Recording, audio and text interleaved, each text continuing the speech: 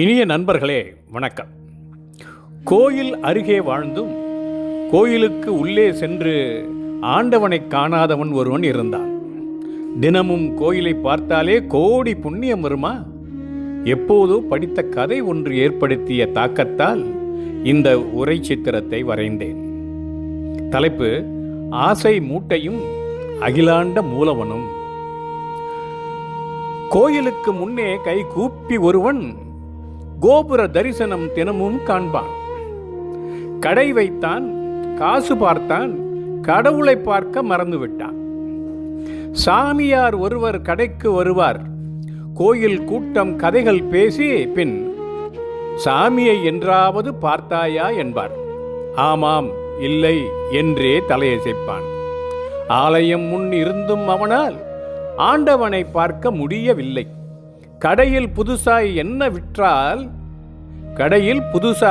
என்ன வாங்கி விற்றால் காசு வரும் என்பதே அவனுக்கு கவனம்.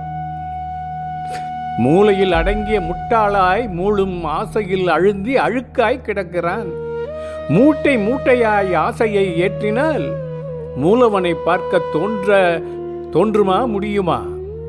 சாமியார் மிகவும் அழுத்தி கேட்டால் அடுத்த திருவிழா வரட்டும், அனைத்தையும் விட்டுவிட்டு போவேன் என்பான்.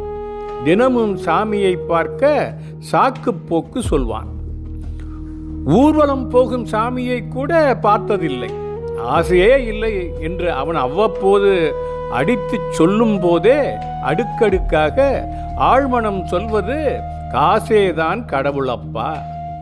வியாபாரம், வீடு, சொத்து, பிள்ளை, பேரன், பேத்தி, வங்கி வழக்கு எல்லாம் விட்டு ஒரு நாள் இதயம் விழித்து இறந்தான். சொல்லாமல் கொல்லாமல் திடுக்கென ஒரு நாள் அனைத்தையும் மகனிடம் விட்டு இறந்தான். ஆனாலும் அவனை விடாத ஆசையால் மீண்டும் பிறந்தான். கடைக்கு முன்னே காவலுக்கு நாயாய் பிறவி எடுத்தான். முந்தைய பிறவி வாச மோகத்தில் கடைக்கு முன்னே வாலாட்டி திரிவான். பிள்ளைக்கு தெரியுமா தந்தையின் பிறப்பு? வள்ளென்று கத்தி விரட்டி துரத்துவான். வாழ்ந்தே வீணான வாழ்விலே உழன்று வீழ்ந்து புரண்டும் விடாத ஆசையால் அடுத்த பிறவியிலும் அங்கேயே ஆன்மா அடிமையாகி அல்லல் படுதே பாவம். சாமியார் ஒரு நாள் வந்தவர் தேடினார். வாலை ஆட்டி வந்த நாயை கண்டதும், இப்போதும் எப்போதும் நாய்தானா நீ என்று சந்நியாசி சலிப்புடன் சிரித்தே சென்றார். கோயில் அருகே குடியிருந்தாலும் கோடி கும்பிடு தினம் போட்டாலும் ஞானம் எதுவும் சொல்லில் வராது. சுய பக்குவமே சூனியம் உணரும்.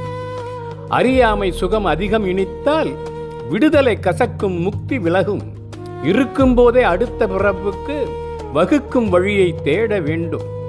ஆண்டவன் ஒன்றும் வியாபாரி அல்ல. போலி பக்தி முக்திக்கு கொள்முதல் அல்ல. ஆலயம் என்பது வணிகக் கடையா?